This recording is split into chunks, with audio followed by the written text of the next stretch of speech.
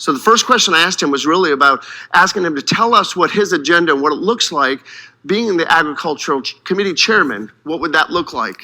Ginny? What a great blessing this is for me to be the new chairman of the House Agriculture Committee. And it's a great honor being the first African American to host and be chairman of this committee. But I'm also the first African American member of Congress from Georgia to chair any committee in the history of the United States. And I owe all that to the wonderful people of Georgia. Now, there's so many things we need to do. We need to deal with climate change. Nobody suffers or benefits from climate and weather like our farmers in the agriculture industry. It is the single most important industry we have. It's the food we eat, the clothes we wear, our shelter, water we drink. We can do without a lot of things, but we can't do without those. The other important reason is 46 of our 50 states, it is agriculture that is the leading part of their economies. So what a blessing. And here in Georgia, of course, from peanuts to pecans to poultry to peaches, and on top of that, the wonderful Coca-Cola company, all of which really is very important to me. So we want to move with climate change. We also have to address the discrimination that many of our African American farmers have faced. There's been charges, and I need to get right to that, get that behind us. So one of our first hearings will be bringing the Black farmers in to Congress. It'll be the first time Black farmers have ever testified before the Congress. And we'll have Secretary Vilsack there too, because many of these charges of discrimination were laid at his feet as when he was Secretary of Agriculture. I know Vilsack is a good man, and I want to clear all this up and make sure everybody knows that regardless of race, creed, or color, we all need to share in this wonderful world of agriculture. So the next question we got talking about was about his vision and what he looks at his leadership opportunity, as well as Congress is looking at the rebuilding of our economy. And he serves on the Financial Services Committee, so I asked him to kind of get into that area a little bit. So with that. Here's what's important in terms of the COVID-19 response stimulus package. We got to do two things.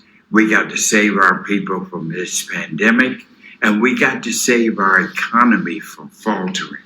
The one fundamental thing you've got to do is make sure that those people who are most likely to spend money, the consumers, need to have that money so they can spend to keep the economy going.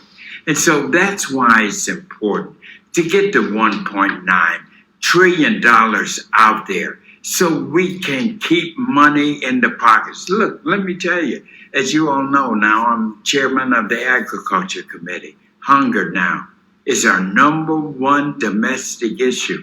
You all have seen the lines in the cars, people miles long, getting up early in the morning, 4 or 5 o'clock, just to get food with our food banks. So we're going to have a hearing on hunger right up front to be able to deal with that.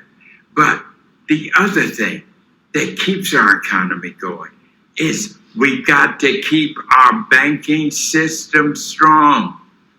You know, Alexander Hamilton said it best.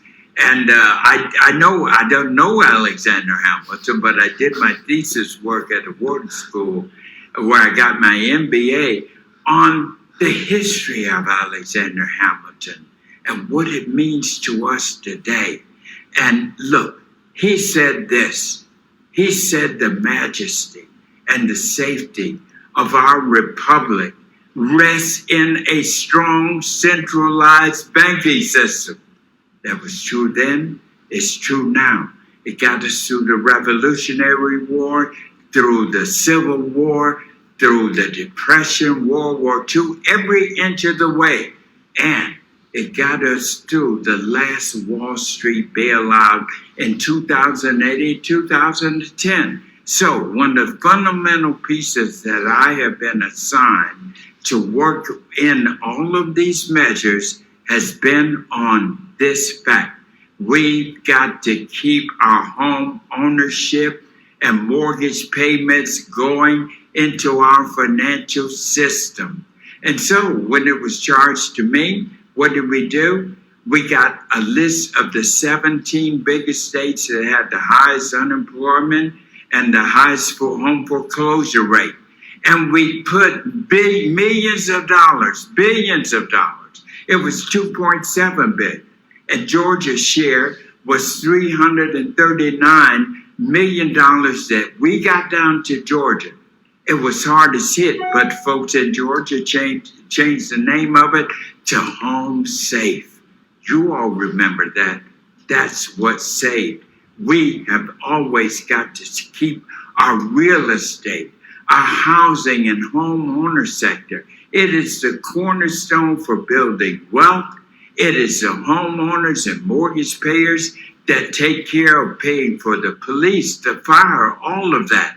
It is the property tax owners. So now I have in that package, I think I asked for $75 billion at first, but now we got it down to about 20 or 10, down to $10 million now. But most important, we got to keep money flowing through the system. We got to keep our banking sector healthy, and we got to keep our mortgage and property ownership rolling to keep us strong. And that is the role that I'm playing, and that is what we've got to do. Wonderful.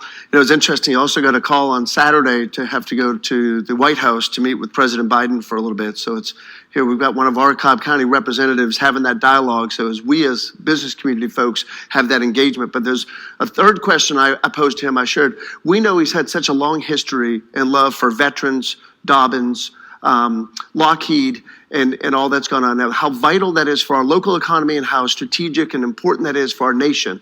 So I asked him to kind of forecast what he saw in this 117th Congress ahead and what he'd be looking at for veterans, for Dobbins and Lockheed. So with that. We have got to save and make sure that nobody touches Dobbins Air Force Base. You all know I was out front fighting and we kept them off. And not only that, but Lockheed. Those two things are the centerpiece of our economy in Cobb County. Make no mistake about it. And I have a dear relationship with Lockheed. As many of you may know, after I got out of Wharton School, got my MBA, my very first job was at Lockheed. I worked on Delk Road in the finance department there. And we did wondrous work. Not only is that, but Dobbins and Lockheed are centerpieces of our national defense system. That C-130 has saved many lives, including mine, because when I went over to Iraq and they sent these bombs up at us, they didn't get the plane because the C-130 had these flares going out to drive the missiles away. And everybody that comes in my office, I show them that Lockheed C-130. So, because they got a great picture of what it looks like when those bombs are coming up to the plane. So, now what we've got to do is, I'm sort of in the leadership now, been in there for 18 years, and we got newer members coming in. I want to tell you something though. My good friend Johnny Isaacson, I think you all know it, Johnny and I work together like brothers to make sure of our veterans. We had so many deaths, suicide deaths. You all remember, right there at the hospital. They had in the bathroom. And I brought all of the members down. Johnny brought the senators down. I brought the members of the House down to the Veterans Affairs, Veterans Hospital on Claremont Road. And they said, no, there's nothing here, boom, boom. And no sooner a week later, another veteran committed suicide in the bathroom at the hospital. And I had sent all of that material, the WSB televisions, and I forgot the gentleman who did the reports there, but we sent all that to the White House. To President Obama I sent. And then I mentioned Johnny Isaacson because we worked so much together. He and I worked together to get more money for another VA clinic in Cobb County. And we did it. So you know how much I love veterans. My father was a veteran. I lost 2 uncles, one in World War II, one in Korea. I just saw an uncle not too long ago who fought in Vietnam. They've all been there. I love our veterans, and we're going to make sure that we bring down the suicide rate. We're going to bring down, and we're going to make sure that no veteran goes lacking ever again.